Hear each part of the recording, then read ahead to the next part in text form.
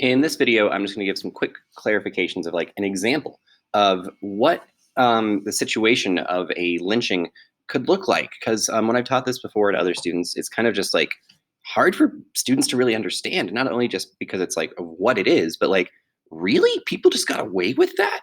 And yes, they did, unfortunately. And it's really shows what does the law mean when people who are supposed to enforce the law choose not to, or who to enforce the law with and who not.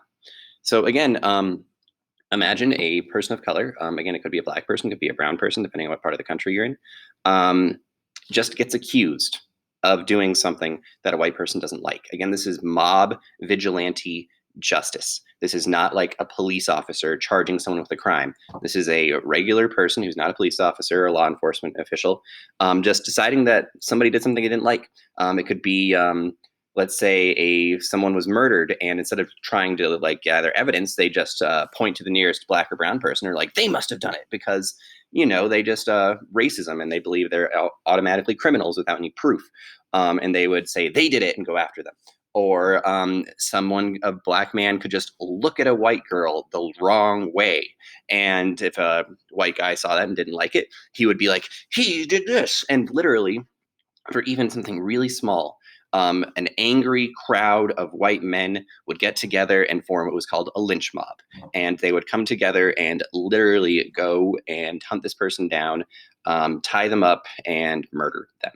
And this became a not only secret thing, but a public thing with large crowds of people watching and participating. And sometimes people will be like, but where were the police?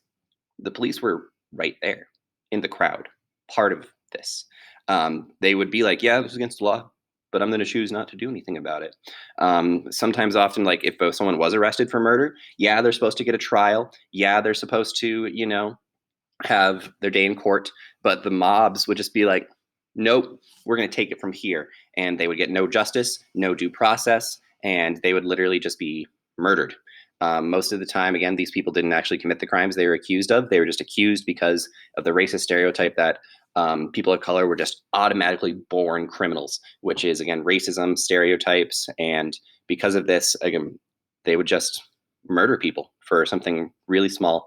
And again, they would be done publicly as a warning to send a message that if you step out of line, that racist line of like black people are supposed to stay here, people of color are supposed to stay here, don't cross that line into what white people's space is considered.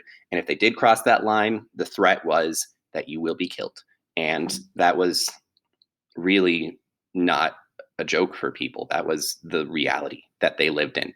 That if it was a very common thing, unfortunately, for almost 100 years in the United States, up until the 1960s, really, when your grandparents were alive. There are people alive today who still remember these types of things.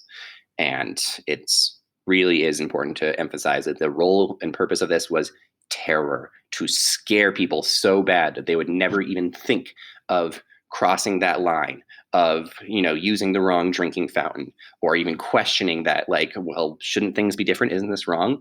And because if you did, then the threat of mob vigilante violence coming to kill you with no justice was not a joke but a reality. And that's horrible. But that's why there needed to be such a major change. And we'll explore that later in the lesson, or not lesson, unit, of why this change had to happen. But that is the straight up reality of what people of color's life was like, the threats that they faced for over 100 years in the United States.